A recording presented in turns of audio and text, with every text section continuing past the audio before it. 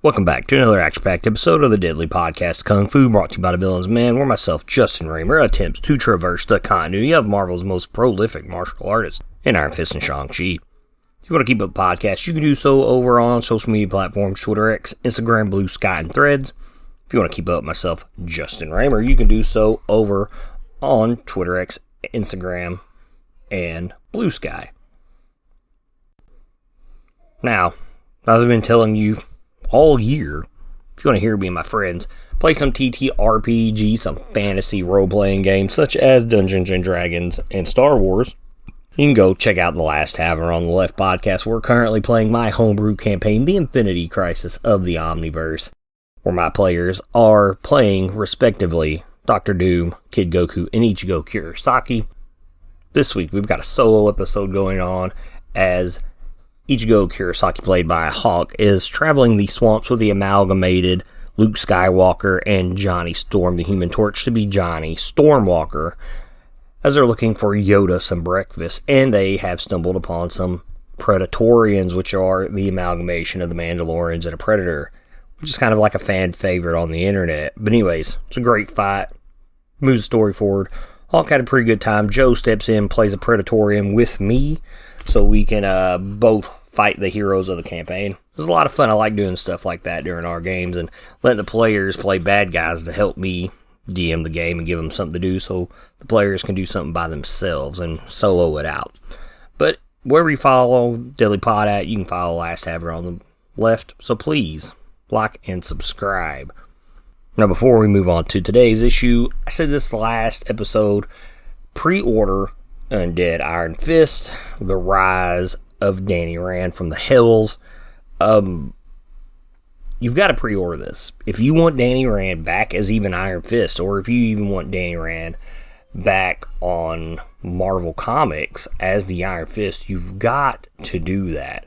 Because if you know anything about creators and you listen to podcasts with them, interviews with them, they tell you pre-order these books. Marvel is only going to base a character being in a book based on sales, and that's just how it works. And as a guy who wants to write comics for a living, or even just write a comic in general, I understand that pre-ordering does sales. I used to run a comic book shop. I've talked about it on other podcasts. It used to be called Hour of the Dragon. I mean, my friend Daryl owned it, and man, pre-ordering books is a big deal. I mean, every month we'd go through the previews books, and everybody's pull list, adding books they wanted, taking books off that they don't want, and adding new books. So pre-ordering is very important. On top of that, hit Marvel up with a letter at mheroes@marvel.com and let them know how excited you are about Danny Rand coming back.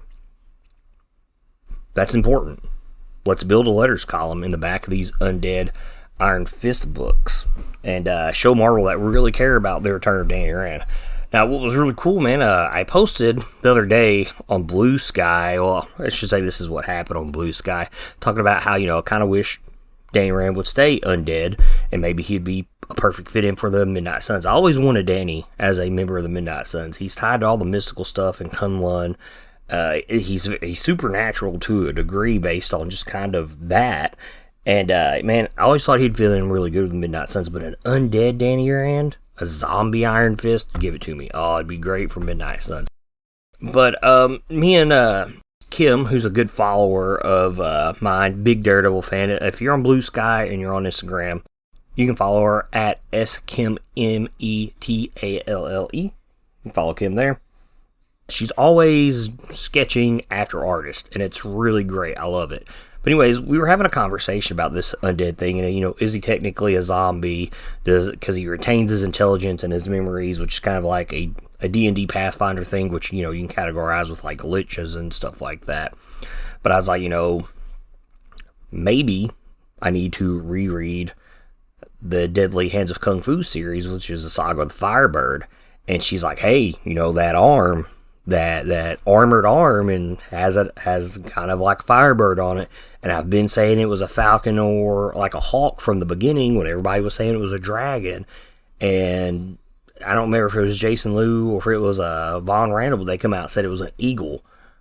The Firebird, she pointed that out. Hey, and I was like, oh my God. Because that book is all about Danny being in the underworld. He even dies in that book. And she was like, hey, and I was like, oh, you just blew my mind. So maybe our conversation is onto something.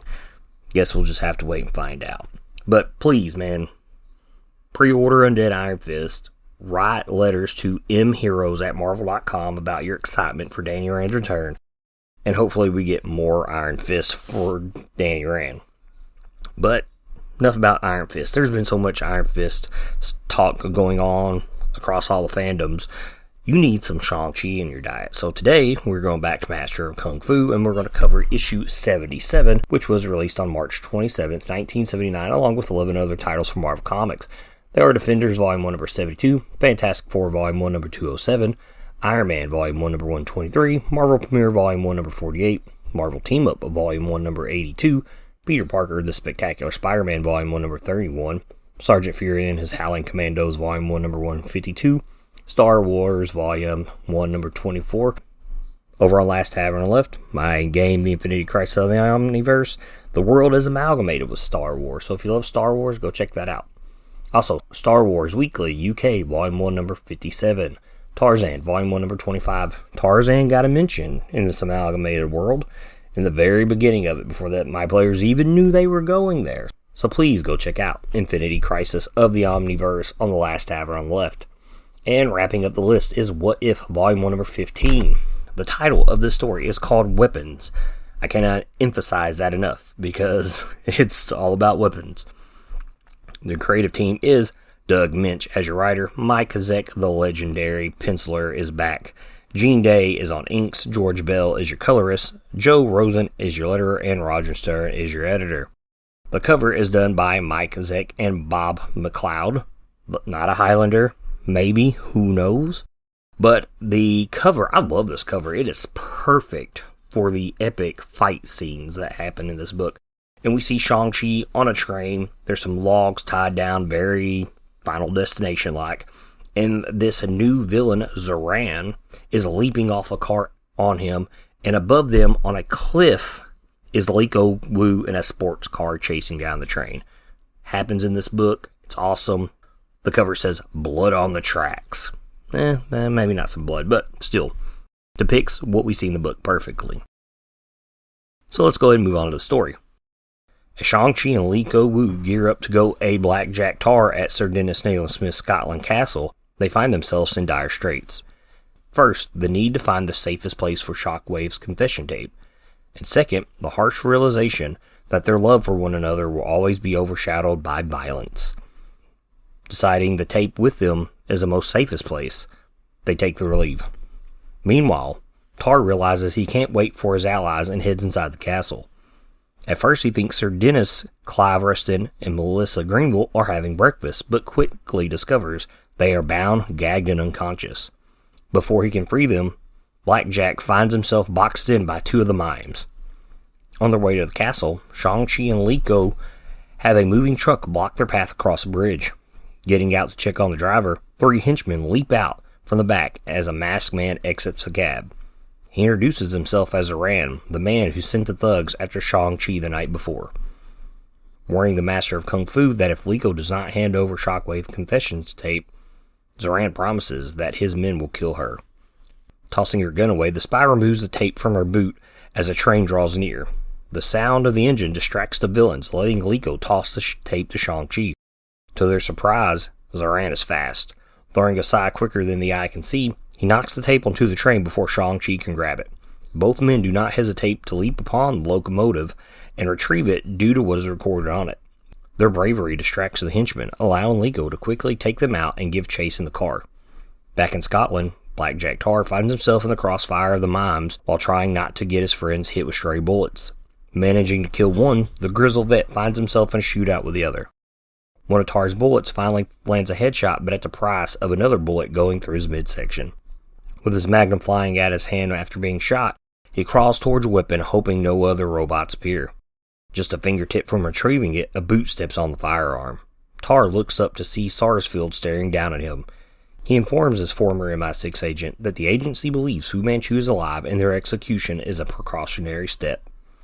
As the train speeds around the bend, Leiko brakes hard to make the curve and not fly off the cliff. Below her, her lover and Zaran are evenly matched in combat. The assassin manages to fling Shang-Chi away with the spear, only for the master of Kung Fu to come closer to Shockwave's tape. Throwing a barrage of Psi, Zaran forces him to roll away and retreat. Taking advantage of the distance between them, Leiko opens fire from the speeding car. Avoiding the bullet, Zaran turns his bill towards his mouth and fires a dart from within the shaft. It pierces the spy's tire and sends the car crashing. Shang-Chi screams as the vehicle bursts into flames.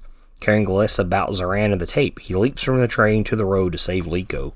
As he pulls his lover from the fire, the only thing she cares about is Shockwave's tape. At first I wasn't big on this issue. Then after I gave it a reread and kind of thought about some stuff, I really actually enjoyed it. It's got everything you should want from a Shang-Chi story in the Master of Kung Fu. Now, at the beginning of this, I made the joke about the title called Weapons, and there is a theme of weapons in this whole issue. And it all kind of stems from the end of 76, where Shang-Chi and Leiko have established that their love is always going to be overshadowed by violence. Like, no matter what, they will never have peace. Someone is always after them. So, this theme with weapons. So, the first thing we see in the book, because they're going to go help out Black Jack, is they're talking about what to do with Shockwave's tape. And answering Shang-Chi, she says, "Good question. It's our only real weapon, if we can get it to the hands of the Prime Minister. So it's got to be kept in a safe place." And this is Shockwave basically confessing during the Shattered Crown saga that, hey, MI6 is behind all of this. They're trying to murder you guys. They're trying to cover stuff up, and they've brainwashed me. So it's a confession tape. It's a weapon to these guys that it is, because it damns all of MI6. So when they're confronted by Zaran, Shang-Chi asks, "What business? Who are you?" "Me? Oh, I'm merely a hunter, a trapper, a fisherman, and a master in the arts of handling weapons. I am Zaran." So there we go. All about the weapons.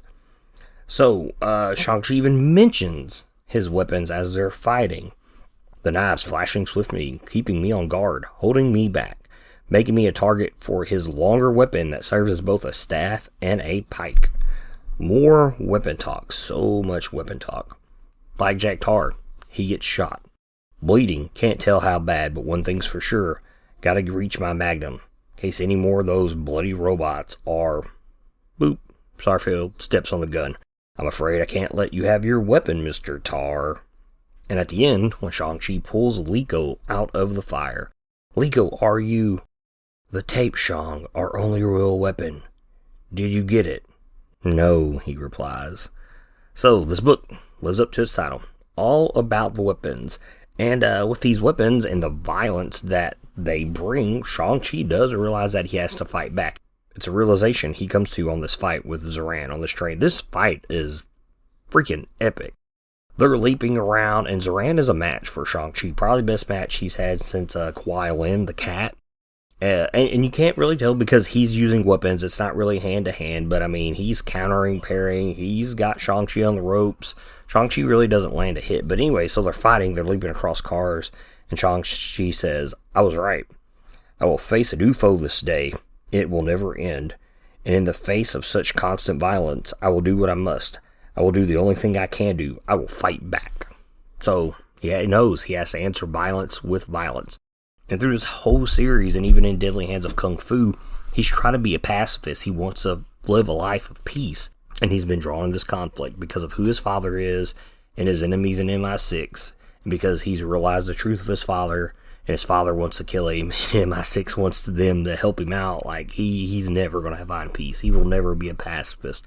And all the way up till today, we know that's true for the character. Now let's talk about Zaran. He's an interesting villain. His mask is very razor fist. It's all black, just the mouth is revealed. These cows covered in freaking... Okay, if you played with the original Ninja Turtle toys, and they've remade these, if you can go look at any place that sells toys. If you ever remember Raphael's old Sai and the way that they looked, that's exactly what Zaran's size look like. They don't look like awesome, elongated Electro size, or even like the size that we see Raphael use in modern times. They look like those short, stubby, pig-sticking size from the Raphael toys on the original Ninja Turtles. But this character, man, should have been Kraven the Hunter. I feel like this should have been Kraven the Hunter. I said the line earlier when Shang-Chi asked, who are you? He says, I'm merely a hunter, a trapper, a fisherman, and a master of the arts of handling a weapon. I am Zaran. So, that sounds like something Kraven the Hunter would say. And the way the daggers throwing them, or the size, I should say, they call them knives and daggers in here.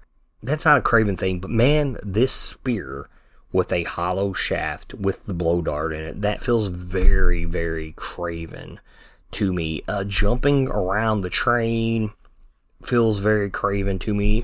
And the thing is, through the whole Master of Kung Fu series, just by looking at covers and what I know of the series, I read this whole thing blind. I've mentioned this before.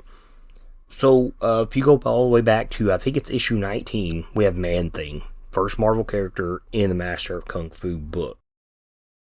There is never another appearance from a Marvel character throughout this title, and I don't know if it was after that book that Marvel realized, hey, we don't own the rights to a lot of these characters. We might one day not be able to print this book, which they currently are not doing.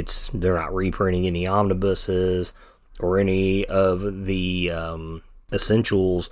It's not on Marvel Unlimited.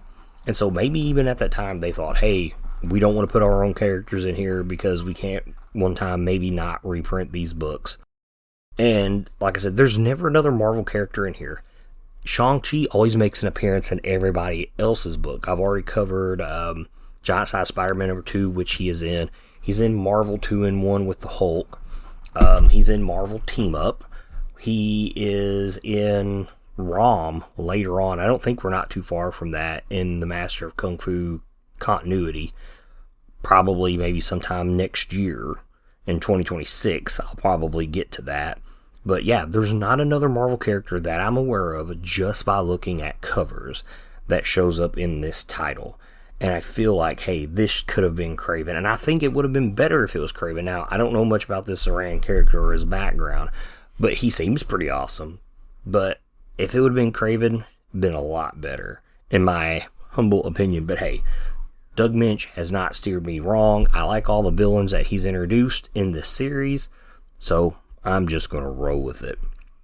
One thing kind of threw me off guard about this book. So these mimes that's kidnapped, Sir Dennis, my guy Clive, and Melissa Greenville. Did not expect them to be robots. And I'm kind of shocked in the beginning because, so they have this shootout with Black Jack Tarr. And the first time you turn the page, boom, there's one of them catching a bullet through the head. And the mime has the sad face mask on.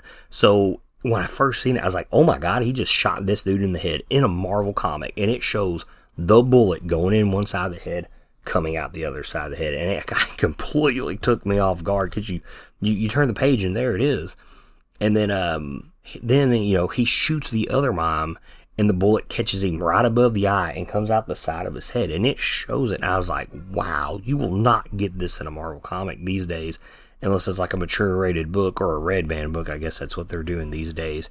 And then Black Jack Tarr gets shot. And you're just like, holy crap, he just straight up murdered these dudes.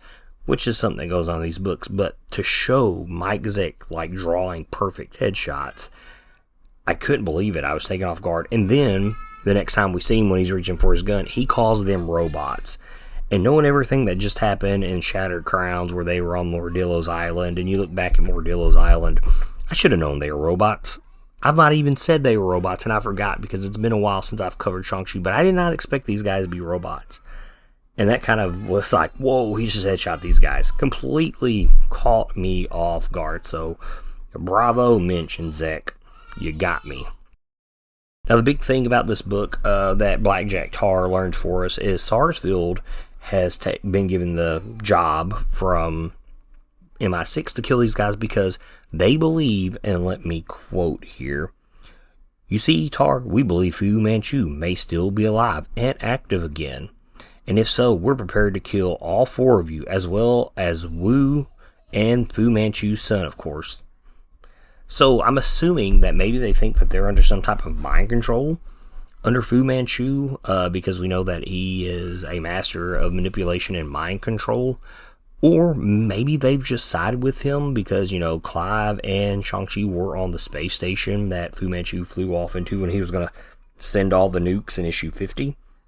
I don't know. So, somewhere MI6 believes they're in league with Fu Manchu. Don't know why.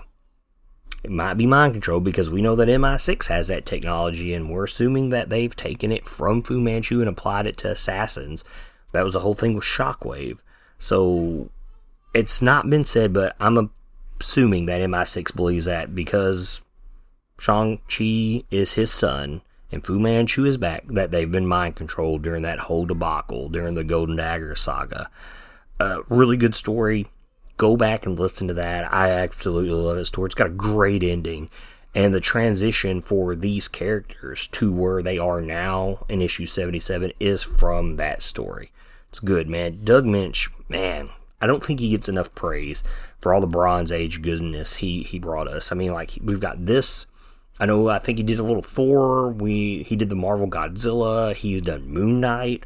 So Doug Moench, I don't feel like he gets enough credit for all the Bronze Age talk. Like, I think guys like Claremont really kind of overshadow him, and really he did a lot for the Bronze Age. Like, this book is great. I love it. But that'll wrap up this episode of the Daily Podcast Kung Fu, brought to you by the Villains Man. If you want to keep up with the podcast, please do so over on Twitter, X, Instagram, Blue Sky, and Threads. If you like my music, check out Rushing Tiger by Kuro over on SoundCloud. But most importantly, guys, support your comic book shops. Pre-order that Undead Iron Fist book. Email mheroes@marvel.com to let you know how excited you are for Undead Iron Fist. And keep reading comics, guys. Bring back Finn Jones as Danny Rand in Daredevil Born Again Season 2.